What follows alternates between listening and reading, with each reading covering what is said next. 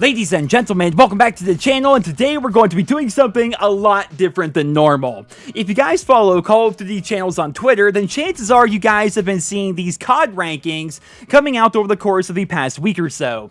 Basically, what everybody's doing is they're taking every COD since 2007, and they're ranking them using the old school video game tier system. So if you guys are unaware of how this works, B tier is like middle of the road. This is like your average tier, right? And then A is above average, S tier is like your God tier, right? The best possible games there is. Then C would be below average, and D is like really bad, like the bottom of the barrel video games. What we have here is every single COD since 2007, and what we're going to be doing here today is ranking them using this tier system. When people first started doing this, I of course jumped on board, and I thought to myself, I should do a proper video talking about this, right? But then I started working on it, and I realized it was going to be like a 4-hour long video because we're talking about 12 different games, and I was going to be covering the campaign, the multiplayer, and the co-op of every single game and ranking them and talking about what I liked and what I disliked, and that was way too big of a project. So instead of that, I thought it'd be more fun to just kind of off the cuff rank the video games here in this video and give a quick summary of what I liked and what I disliked about the games. Basically, give you guys my gut reaction of every game in order,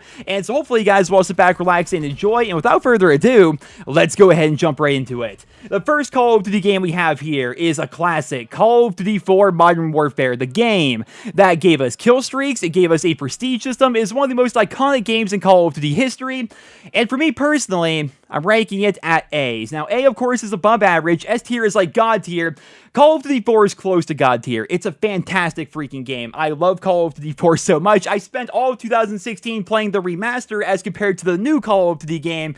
I think that shows I really enjoy the Call of Duty 4 formula, but the reason why I decided to rank it at A tier as compared to S tier is it doesn't have a co-op mode. Now, I get that co-op wasn't a thing back then, but that's what's holding it back. If you're ranking like Call of Duty games like best all time versus worst all time, it's hard for me to rank Call of Duty 4 much higher than A tier when it only has a campaign and a multiplayer. Regardless of how fantastic the campaign and the multiplayer were, it didn't have a third game mode, and every other game on this list here has a third game mode. So that's the one thing basically holding back Call of Duty 4 in my opinion. But again, it's a freaking fantastic game, which is why it's up here at A tier.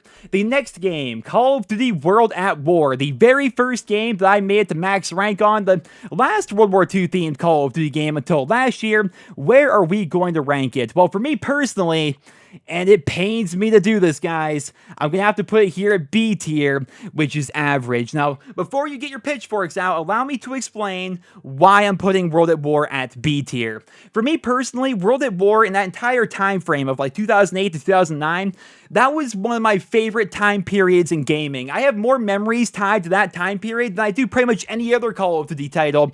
But the thing about World at War is the game really did not age that well. If the game had incredible hit detection like we see in some of the Modern Warfare games, no doubt in my mind it would be A tier or even S tier. But if you go back to play the game today, it really did not age that well in terms of the multiplayer. Like, it's still fun, the guns are still fantastic, the map design is incredible, it's a super old school nostalgic game, and zombies of course is great, and campaign is out of this world, it's freaking phenomenal, but the multiplayer did not really age all that well, and if it had better hit detection, no doubt in my mind, it would be A tier or S tier, but unfortunately, it just really did not age that well, and also, going outside my own personal perspective and opinion for a second, it seemed like a lot of people didn't like World at War for some reason back in the day. It may have been because Call of Duty 4 was so popular, that game was freaking revolutionary, but I remember back in 2008/2009, World at War would routinely struggle to have more players on it than Call of Duty 4. Like, the entire COD community was basically split right down the middle during that time period.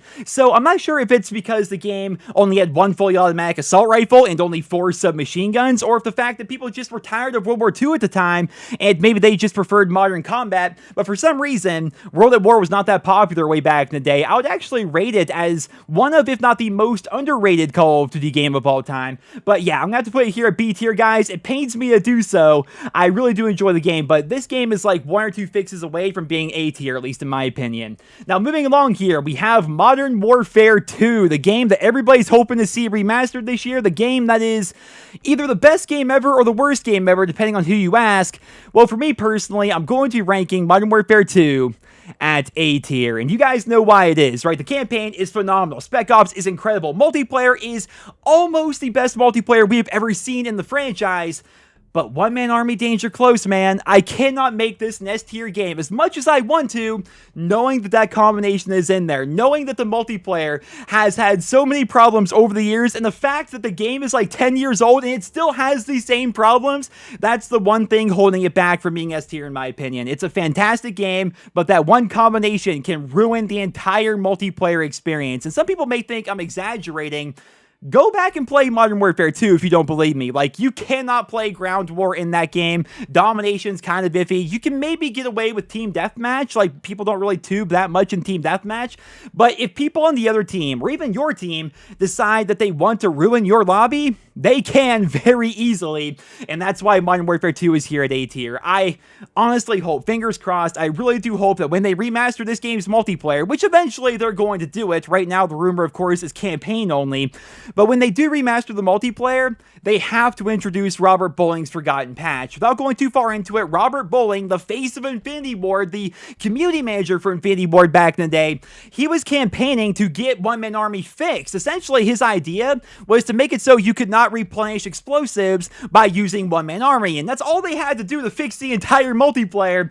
But man, that one combination is so freaking broken. So when it does actually come out, when Modern Warfare 2 Remastered does eventually come out, if that patch is introduced, and really nothing else, you don't even have to fix anything else in my opinion, but if they do fix that, this is easily one of, if not the best Call of Duty game of all time, probably one of the best first-person shooters of all time. It really is that good. But because that combination still does exist nearly 10 years later, I had to drop Modern Warfare 2 from S tier down to A tier. Now, the next game, I think you guys already know where I'm going with this, would be the original Black Ops, and I'm not even gonna have any build up to this. S tier. The original Black Ops, in my opinion, is the best Call of Duty game of all time. When you're talking about the overall game, campaign, multiplayer, as well as a co-op mode, you can't beat the original Black Ops in my opinion. The setting was so freaking phenomenal. It was unique yet familiar. The Cold War / Vietnam era, while also tying into the previous World War II tones that we saw back in World at War. It was such a freaking good idea for a game. It's something we've never really seen again after the original Black Ops. It pretty much set the foundation for the entire Black Ops universe. The multiplayer maps are some of the best maps I've ever seen in this franchise. The weapon balance was kind of hit or miss, let's be honest. We're talking FAMAS and AK-74U kind of dominating the multiplayer, but the other weapons were also really viable. Again, the maps are really good. The kill streaks, the chopper gunner, how do you beat a chopper gunner, a Blackbird, and attack dogs, man? It was so freaking fun. The napalm strike, the perk system was fantastic. We still had pro perks way back then. The campaign's my personal favorite campaign in the entire franchise. And then zombies, right? I mean, when you look at zombies in the original Black Ops, it was the first game that kind of had zombies in mind, if that makes any sense. Like, I feel like in World at War, they were just kind of trying to figure out what zombies was going to be. And then in Black Ops, they kind of took it to the next level, while at the same time giving us a map pack which gave us every single World at War Zombies map on top of the Black Ops 1 maps. All in all, Black Ops 1 is the best Call of Duty game of all time, in my personal opinion. Now, going back to World at War here for a second, you guys may be wondering, how can I rank the original Black Ops so highly when it had the same hit detection problems that World at War had? They were made on the same engine at the end of the day. Well, for me personally, it comes down to the amount of content and the quality of content. I love World at War, but the original Black Ops had way better maps, way better weapons, more weapon variety, and on top of that, the kill streaks were freaking phenomenal as compared to the recon plane, the artillery, and the attack dogs that we had in World at War. Like, I feel like the original Black Ops has a much more replayable multiplayer, and in my opinion, it's the most enjoyable multiplayer in the entire franchise, in spite of the fact that the hit detection was bad. I'm not trying to pretend the hit detection was good. It was freaking awful, but the game was so good that it succeeded in spite of that terrible hit detection. So I feel as though if the original Black Ops had better hit detection, there wouldn't really be that much debate within the community as to what's the best Call of Duty game of all time. And so for me personally, I'm ranking the original Black Ops up here as S tier. And don't worry though, because another game is going to be making its way up here later on here in the video. Next up, we have Modern Warfare 3, which is a game that is beloved by so many people in the world, which is why it pains me to drop it down to C tier. In my opinion, guys, Modern Warfare 3 is really bad when you compare it to Call of Duty 4 and Modern Warfare 2. Now, that's not to say that's a bad Call of Duty game in general, right? Don't get me wrong there. Modern Warfare 3 is a good first-person shooter. The campaign was really good. It kind of wrapped up the Modern Warfare trilogy so far. Of course, Modern Warfare 4 is likely going to continue that, but it wrapped up the storyline there, which was pretty good. The multiplayer was very polarizing, very hit or miss. And then, of course, you had Spec Ops, which, in my opinion, was worse than the Spec Ops that we had back in Modern Warfare 2. And for these reasons, I had to drop Modern Warfare 3 down to C tier, because, in my opinion, the multiplayer was solid, but it was worse than Call of Duty 4 and Modern Warfare 2 in every way. And then Spec Ops, I mean, some of the Spec Ops survival stuff and then special game modes were good, but in terms of, like, actual Spec Ops story missions and stuff, it was also worse than Modern Warfare 2. And the campaign, while the ending was fantastic, the rest of it was still, in my opinion, worse than Call of Duty 4 or Modern Warfare 2, which is why I had to drop it down here to below average. I could easily see myself putting it up here at B tier, but just because it was worse than the two other ones in every single way, in my opinion, I had to drop it down here to the C tier. Now, the next game is going to be Call of Duty Black Ops 2, which is a game that so many freaking people love. This is likely going to be the game that everyone considers to be the best game in the entire franchise, and I agree, it's really freaking good. It's going up here at S tier, right next to the original Black Ops. So for me personally, and I'll try to keep this kind of short because I feel as though I spent way too much time on the original game, Black Ops 2 is one of those rare occurrences where a sequel comes out and it's just as good, if not better, than the original, right? It's really hard to beat the original of anything, but Black Ops 2, for a lot of people, did that. For a lot of people, Black Ops 2 is the best Call of Duty game of all time. Now, I will still remain firm that I feel as though the original game was slightly better, but Black Ops 2 is a very, very close second. Like, if we're talking single-player campaign, the original game has the edge in my opinion. When it comes to multiplayer, they are really close. Like, they're both phenomenal for different reasons, but they're very, very close. And then when it comes to zombies, I feel as though Black Ops 2 had the edge. So they're both very close games. In my opinion, the original is better, but Black Ops 2 is very freaking close. I feel as though if they were to remaster Black Ops 2, that would be one of the best-selling Call of Duty games of all time. Everybody talks about Modern Warfare 2, and don't get me wrong, I love Modern Warfare 2, especially if they're going to implement that Robert Bowling patch and fix the game. Modern Warfare 2 Remastered's multiplayer will be fantastic, but I feel as though if they were to remaster Black Ops 2, that would probably sell better. Like, I would love to hear what you guys think about this down there in the comments. Assuming both of these games come out at the exact same time, hypothetically, there's no new Call of Duty game this year, and this November, for $40, Modern Warfare 2 Remastered comes out, and also for $40, Black Ops 2 Remastered comes out. Which game sells better? Leave your thoughts and feedback down there in the comments, but going back to it, Black Ops 2's here at S tier. It's freaking fantastic. These are the two best Call of Duty games of all time, in my opinion.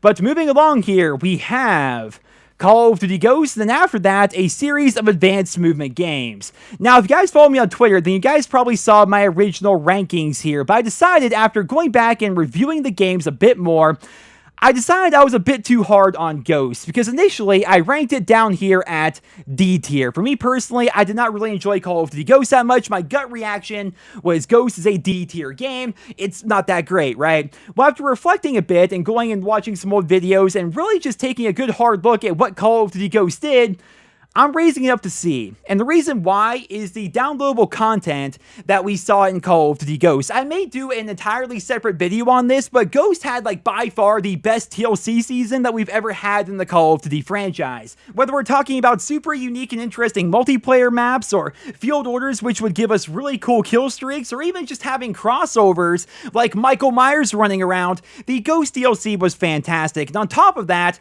we had $1.99 camo customization packs for for $2.99, we had voiceover DLC with Snoop Dogg and Gunny Hartman, and for $3.99, we could directly purchase DLC weapons instead of having to rely on supply drops like we would see in later Call of Duty games. Like, just think about that for a second. Think about how times have changed when it comes to DLC. Back in Ghost, for $2.99, you could have Gunny Hartman be your announcer from here on out, right? But in Black Ops 4, for $30, you can buy yourself a hammer.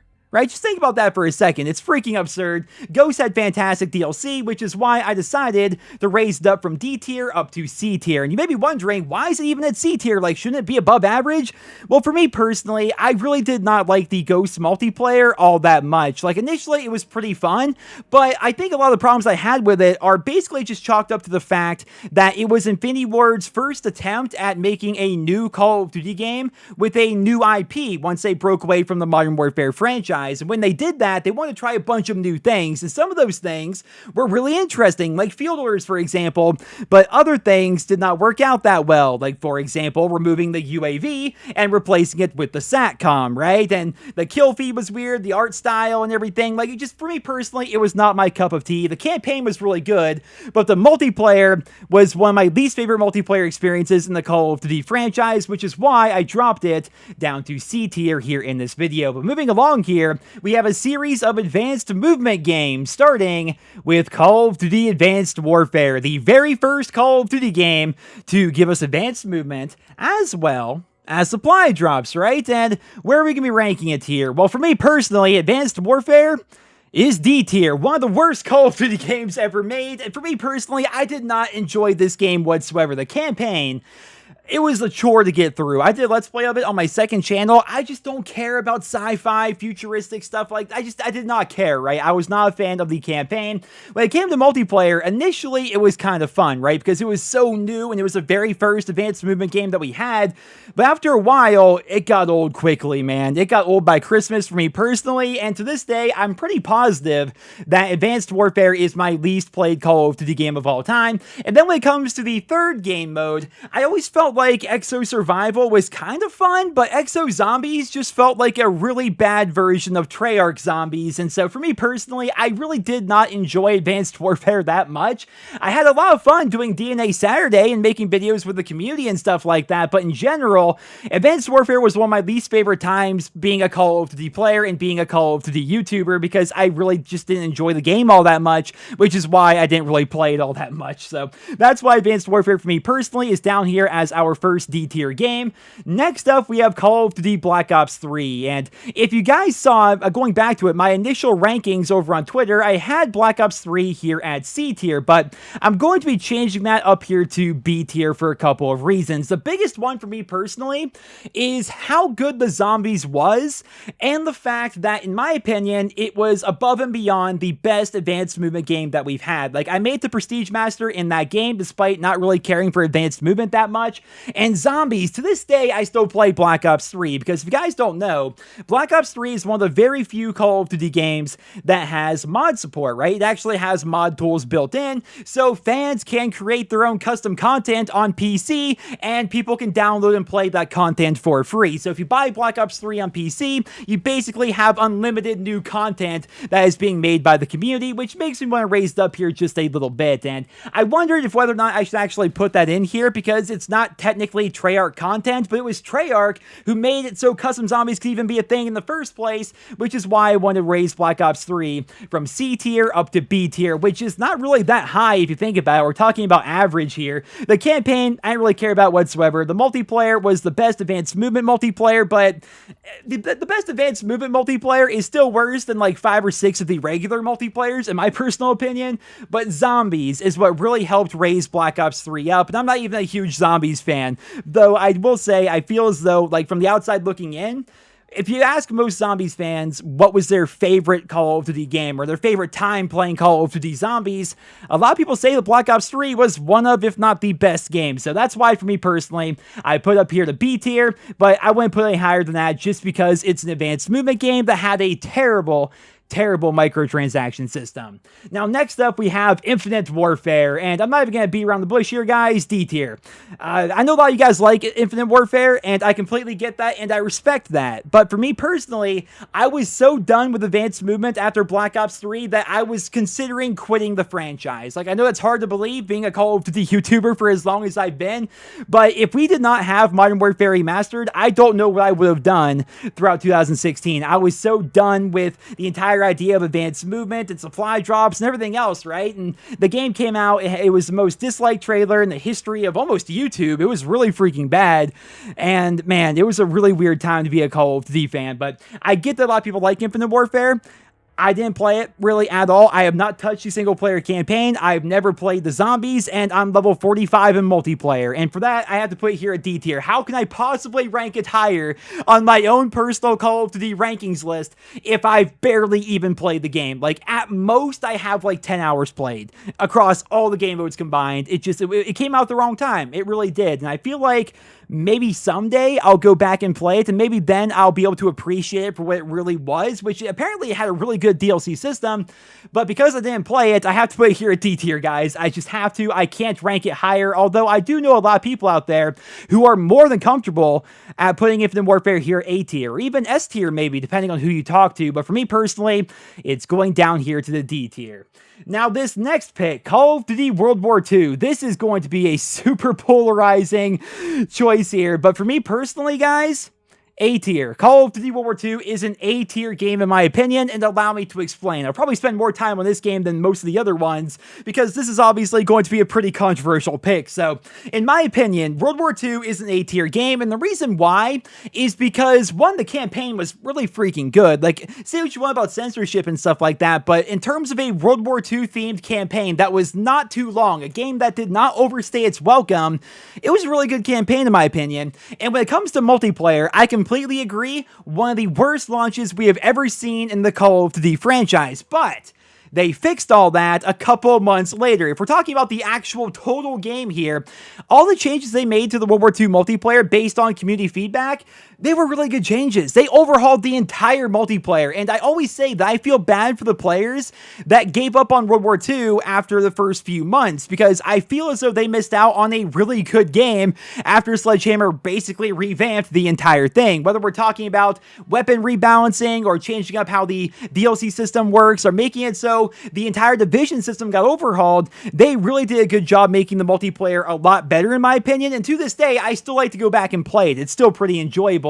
And when it comes to World War II zombies, I mean, all zombies that's not from Treyarch feels like subpar zombies in my opinion, right? I'm sure most of you guys will agree with that, but World War II zombies was okay. I didn't mind it really that much, but going back to the multiplayer, it's one of the most fun I've had playing multiplayer in the Call of Duty franchise in a long time. You may be thinking that's because we've had that string of advanced movement games, but even going back and looking at the old school Call of Duty games, and this is where it gets really controversial, I feel as though the Call of Duty World War II multiplayer experience was better than the World at War multiplayer experience. And that's because World at War it's a product of its time, right? World at War was a game where most of the multiplayer maps are just campaign levels that were repurposed for the multiplayer. And oftentimes they were so freaking big that they had tanks on them that you could ride around in. When it comes to weapons, I mean, every rifle being semi-automatic fit the theme of the game, but in my opinion, it really hurt replay value. Not to mention 4 total submachine guns. I think we had maybe 4 LMGs. The snipers were fantastic, but we had 2 shotguns in that game, and they were both really bad, with the double barrel being slightly better, but it was still pretty freaking bad. You compare that to World War II, which had all sorts of kill streaks and so much weapon variety to the point where it almost seemed unrealistic, but you still had tons of weapon variety, and the maps were not as good. I'll admit that the World at War maps were better than World War II, but in every other respect, I feel as though the World War II multiplayer is actually better than World at War, and that's coming from somebody who has like 50 days played in the World at War multiplayer. Like, they're both good games, but if I'm talking about a game that I'm going to continue to play play for years to come, I think I'm going to pick World War II because that multiplayer is a lot more fleshed out and, in my personal opinion, a lot more enjoyable. So that's why I personally put World War II up here at A tier. It's an above average game. It's a lot better than most of the other Call of Duty games that have come out since 2007, in my opinion. And when you're talking about a game that you can play long term, this is probably going to be the last World War II themed COD that we have for a while. I mean, the gap between World at War and World War II was like 10 years, and I don't see them putting out another World War II themed game in the near future. So this is it, right? If you want to play in that time period with those weapons, this is the game that you have. That or COD 2 or COD 3 or World at War, but those games are so dated now that you can't play the super old ones. It's basically impossible to play CODs 1 through 3, and World at War on average has maybe 200 people playing it. So if you want to play a World War II themed game, World War II is it. That's the game you basically have, and Sledgehammer Games is going to be adding more weapons to the game in the very near future at some point in the spring. So, in my opinion, it's an above average game. And again, if you guys gave up on it after it first came out, and I don't blame you for doing so, it was really bad when it first came out. But if you haven't played it since they revamped it, I recommend going back and giving it a try because, in my opinion, it's one of the best Call of Duty multiplayer experiences that we have ever seen. But last but not least here, guys, we have Call of Duty Black Ops 4, the current game, and as Call of Duty fans, we're basically obligated to hate on the current game, right? We're not allowed to enjoy the current game, but I don't necessarily agree with that, and so I'm putting it here at B tier. And you may be wondering, why the heck would you put Black Ops 4 at B tier? There's nothing happening with this game right now.